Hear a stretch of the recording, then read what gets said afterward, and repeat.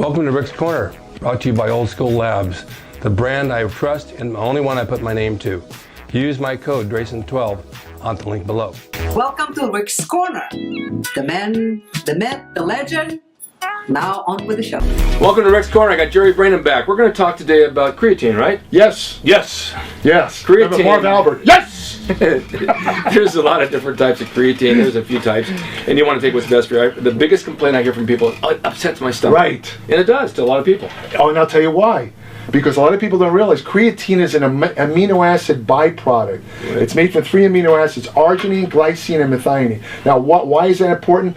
When you take free amino acids, there's what they call an osmotic effect. You know, when you take it orally, I mean, the water is drawn to your gut. Now, creatine is a very kind of concentrated amino acid product. If you don't take it with enough fluid, water or whatever, what's happened is the water is going to be drawn to the gut, yeah, and it's going to cause a gastrointestinal distress, what you feel is a bad cramping effect. So the cure to that, there's actually 2 cures. The first cure is to ensure, I would say maybe at least 8 ounces of water with each, let's say 5, that's a teaspoon, 5-gram dose of creatine. Yeah. And the other thing, the other possible option, there's 2 forms of creatine that might be a benefit to people that tend to get cramps of creatine. One of them is called micronized creatine, and what that simply means is that the creatine granules, if you want to call them, are very small. They're made very, very small. Because of that, there's less of an osmotic effect. So a lot of people can take that micronized creatine, and other than that, the creatine's the same. It's not like the creatine itself is any better. What about crealkaline? I'll tell you that in a second. Okay. But the thing is, the other type is called creatine nitrate, and a couple of companies are selling that. And I have I'd say yes and no on that. Yes, because it requires less water for metabolism, right? Yeah. But no, because there's no real solid. They just came out with a research just about a month ago showing that it's safe, because there was a question about it, that it could be a little bit dangerous. Yes, I know. But now they know it's not dangerous, but here's the part that bothered me. It's a lot more expensive than the plain old creatine, which is creatine monohydrate. Mm-hmm. That's the standard basic creatine. Mm-hmm. This stuff is about 5-6 times more expensive. Is it any better as far as producing ergogenic effects? No. So no. So the thing is, I mean, if you want to try it and and it helps, and you have that really bad cramping effect, then maybe it's worth it for you to take it. But don't take it under the notion that it's a superior form of creatine, because I'll give you a flat statement, folks. Here's something for you guys to know. There is all this hype about this creatine nitrate, creatine malate, creatine this, creatine that. There is no better source of creatine than basic plain old creatine monohydrate. They've tested them over and over again. Now, you asked me about creatine alkaline, crealkaline. Yeah. What creatine alkaline is, very simply, is creatine combined with baking soda. Right? Oh, really? Yeah, that's all it is. In a tablet? That's it. Well, the tablet or in a powder. Yeah, right? I get it in purple tablets. Right. So what it does is... Wait a minute, I know what you're going to tell me. What? Can I at least guess? Go ahead. The baking soda settles the acid in your stomach. Yes, exactly. That's the basis for it. You're a smart guy. I'm a very smart guy. Here's your diploma. I went to college. The thing is, the theory behind creatinine, which was actually developed by a guy who used to work at Gold's Gym. Really? A guy named Jeff Golan, yeah. Now, the thing about crealkaline is that the theory is that when you take creatine, a large amount, because the stomach produces acid, especially when you eat protein. Yeah. You stimulate acid production, so the thought is that when you take creatine, because it's a protein byproduct, the acid is going to degrade the creatine, basically destroying it. So if you take the creatine with a buffer like the crealkaline, it will maintain the creatine and be absorbed. Now the problem is, when they've tested this, they found that A, it's not any better absorbed than regular creatine, and B, even worse, it's less absorbed, because after 30 minutes, a large percentage of the crealkaline is turned into creatinine, which is the main, what you call waste product of creatine metabolism. So it's not that it's a bad product, you're still getting some creatine out of it. Because you have to understand, anything you take with creatine, whether it's attached to creatine, remember the creatine ethyl ester stuff, all that stuff is disassociated. It becomes just regular creatine as soon as it gets in the body. Now that ethyl ester stuff, that was popular for a while. They were saying that it has a completely different absorption. They tested that, and there's the same effect. Again, it was broken down rapidly into creatinine, making it virtually worthless. In fact, that stuff was actually developed originally to study how fast creatine breaks down. Well, let me ask you a question. When you go in for I had my kidney. I have one kidney. Right. And I brought this for you, by the way. You'll see in a second. The SGOT levels and the creatinine were higher. Right. Now, the creatinine has it anything to do with creatine? Yes. It does? Yes. Okay. Remember, creatinine is the byproduct. Because there are two different spellings. Right. There is. Creatinine and creatine. Okay. Unless they pronounced it differently. Well, to pronounce it differently, it's actually the same thing. Okay. I call it creatinine. Okay, so the creatine in your kidney elevated would be from taking creatine as well? Right. Here's the way it works. Creatinine is a kidney test, right? Okay. Now, normally the blood level of creatine is kept in a very, very narrow range. And if it goes out of the range, especially if it goes higher, that's indication that your body is losing protein, and that's indication that your kidneys, there's something wrong with them. Something is not working in the kidneys, and it's a warning sign to doctors, right? Now, what happens? Here's how it relates to creatine.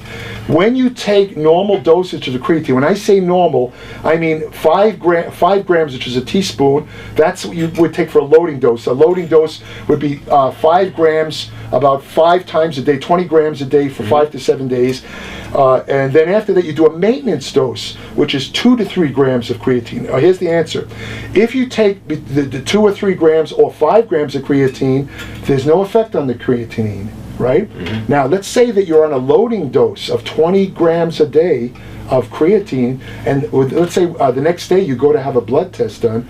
You're going to show elevated creatinine, and if you don't tell the doctor that you're on creatine, he might even suggest a biopsy. Where they take a bit of your kidney tissue. I know, that's what I was aiming at. So my point to listeners is, or the watchers, you guys are watchers or listeners? Anyway. Viewers. Yeah, viewers, I'm sorry, I got the wrong word. Anyway, the point is that if you are taking a creatine load, and you have a blood test done, let's say within the first 2 days after you've done that load, make sure you tell the doctor that you're using a large amount of creatine, so he'll know that there's nothing wrong with your kidneys, right? Okay, yeah. And by the way, I just add real quick, the creatine load, it's been around for years, since the 90s. It's kind of questionable, and I'll tell you why. Because first of all, your body only makes 1 gram of creatine. It's made in the liver, kidney, and pancreas. 1 gram. Usually you get just under 1 gram from food if you eat red meat, right? That's the main source of creatine in food, right? Now, what they found when they actually measured the creatine, and when you do a load, it turns out that, let's say you take 20 grams a day, it turns out that 30% of that amount is actually retained in the muscle, right? That means that 70% is excreted out. It's turned into creatine and excreted out, right? So if you add it all up, if you just take, let's say, 5 grams a day for 30 days, at the end of 30 days, you'll have the same amount of creatine in your muscle as if you did a 1-week load, but with much less wastage. Because after the first 2 days of a creatine load, most of it is broken down into creatine. Because you have to understand, once a muscle has a certain amount of creatine, it's like filling up a glass of water. If you continue to pour water, what happens? Spills out. The water, maybe I'll do a Bruce Lee. You have to turn into water. You have to become water. No, that's it. Anyway, the thing is, like water. You follow the path. what happens when you pour into a glass? No. So anyway, the creatine actually fills out the muscle. Yeah, it fills out the muscle. Now you mentioned the kidney. Now I know that you have 1 kidney, right? Yeah. And that's another major. The other one's on eBay. Is it? No, I'm kidding. How much? Well, let me have a second. No, they might not want to pay for it. Anyway, so here it is. No, Jack the Ripper ate it. No, anyway, the thing is, that's the other major thing. Remember, we talked about how the waste product of creatinine, has to go through excreted by the kidney. So, a lot of people sat back and said, well, wait a minute, if the waste product goes through the kidneys, couldn't that possibly cause kidney damage, right? And sure enough, there's about 3 or 4 cases in the medical literature of guys that took creatine, and sure enough, their measurement of kidney function called the glomerular filtration rate. That measures how effective the kidneys are at filtering the blood, right? It kind of like changed in a negative sense, right? So they use that as evidence of of kidney stress induced by creatine, right? But there were problems. First of all, in one case, the guy was taking not 20 grams a day, he was taking up to 40 grams a day of creatine, right? Yeah. So that is a stress on the kidneys, Sure, right? it's a lot. And in the second case, the guy was already had severe kidney damage. So, but the guys who did the research didn't realize just how bad his kidneys were. Yeah. So they attributed the change in the GFF, they attributed to creatine, when in fact, almost any protein would have caused the same change, not necessarily creatine. So I came across this study, which I brought, and this kind of really ends the question of creatine causing kidney once and for all. This is from the American Journal of Kidney Disease, published in 2010. Now listen, I'm just going to read some real quick highlights. This is a young man. He had a single kidney and a mildly decreased glomerular filtration rate. In other words, this guy already had, he had one kidney and it was already showing signs of kidney stress. Yeah. So now you say to yourself, now wait a minute, this is one guy who really should not be on creatine. Right. It's a stress, right? Now here's what they did. Listen to this. He had undergone and presented with he went on 35 days of creatine supplementation. He took 20 grams a day for 5 days, followed by 5 grams a day for the next 30 days, and he had his kidney function monitored. Now here's what happened. Sure enough, the creatinine level, because he took that much creatine, as we know, it goes up when you're on the creatine level. It was slightly increased, falsely suggesting kidney function impairment. This is right on the study. The prospective report suggests that short-term creatine supplementation may not affect kidney function in an individual with a single kidney, mild decreased GFR, and also he was ingesting a high-protein diet. He was ingesting 2.8 grams of protein per kilogram. That's way above the suggested amount. The upper ceiling for bodybuilders is usually about 1.7 grams a day. Right, I know. And this guy was taking it 2.8. And protein, anyone who has kidney disease, they are advised to eat a lower protein intake because protein doesn't pose a stress. And yet here's a guy with one kidney, already showed a little bit of kidney damage, and yet he was eating a tremendous amount of protein, taking a creatine load, no stress on the kidneys at all. None.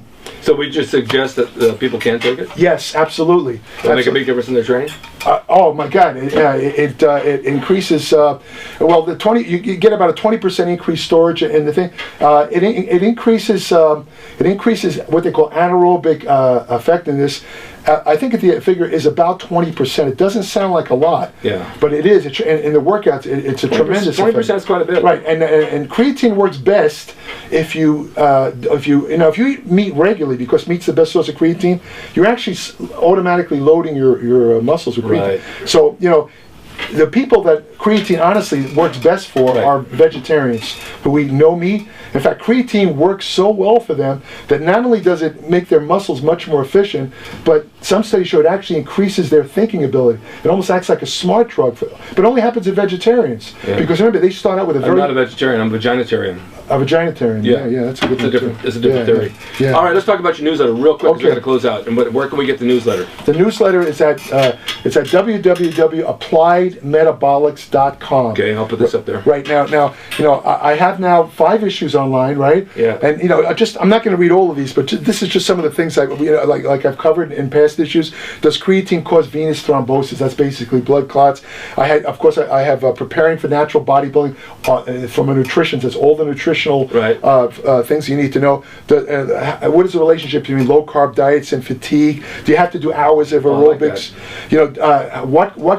How can you treat depression, mental depression, with nutrition alone? Yeah. Right? I have a program in there, a dental program that I use myself, that basically eliminates all dental disease, all gum disease, cavities, and it will save somebody thousands of dollars in dental bills. It's fantastic.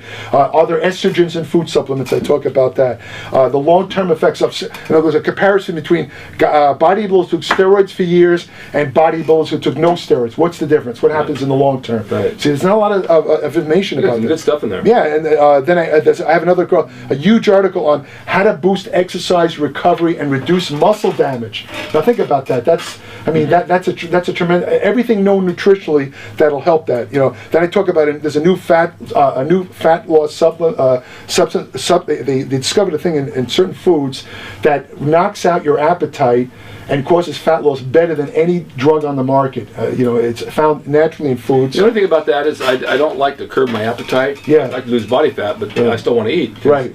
You got to eat. Well, you're different. I mean, because you work out and stuff. Yeah. This would be like for somebody. There's some people though. They just get so voraciously hungry. Yeah. Especially people that don't work out as much. Yeah. That they can't diet at all. I mean, they last a day and then they're done. They there's a they lot go of on a that. binge and Yeah. this is the kind of stuff that this kind of thing would help them because it's a natural substance that has no side effects. It doesn't cut out the appetite completely, but it lowers it. And here's the interesting thing. What I thought was sorry, I mean to poke you there. The really interesting thing. I'm not poking them. The really interesting thing about this substance is it reduces your cravings mainly for high glycemic simple carbs. That's the worst thing, as we both know. Exactly. It doesn't reduce your appetite for protein and good fats. Yeah. But for some reason you have less of an appetite to eat like junky carb foods. That's what this stuff does. And in the last issue, I discussed the big thing about. Did you hear about those studies where they said that they came up with some studies saying we have to close out. Okay, testosterone causes cardiovascular disease. Yeah. I clear that up. But that's the kind of stuff I've covered. Oh, that's so good. so I mean, I guarantee anyone who reads this newsletter will learn a ton of information and they'll be way ahead of the curve. AppliedMetabolics.com. Right. It's on my video. You can click on it and you can go. It's $10 a month, which is nothing. So you give up coffee one day. Yeah. It's worth it for you. Yeah. What is that? Like one coffee at the what's the name of the place? Starbucks? Yeah. And one latte? Yeah, like two lattes. Oh, jeez, yeah. Well, thank you, Jerry, for coming. Okay, thank you. We'll have you on again. We'll do more and more and more. I mean, there's so much to talk about.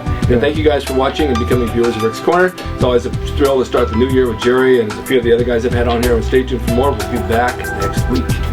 Hope you enjoyed the video brought to you by Old School Labs. Use my discount code DRASIN12 on the link below at oldschoollabs.com.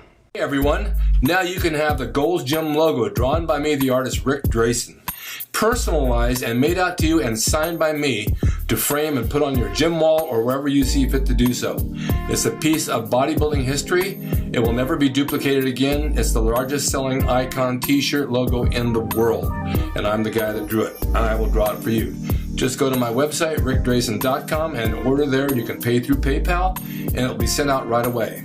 And be sure to watch Rick's Corner for all the videos on bodybuilding, nutrition, fitness, pro wrestling, and anything that suits your interest as far as getting physically fit and being the best you can be from the golden era of bodybuilding.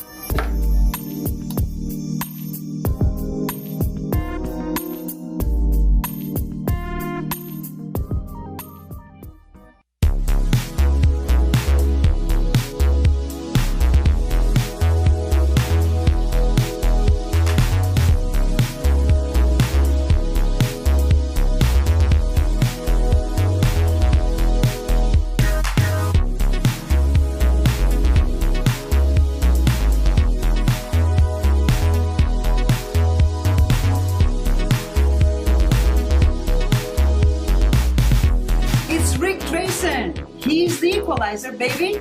See you next time.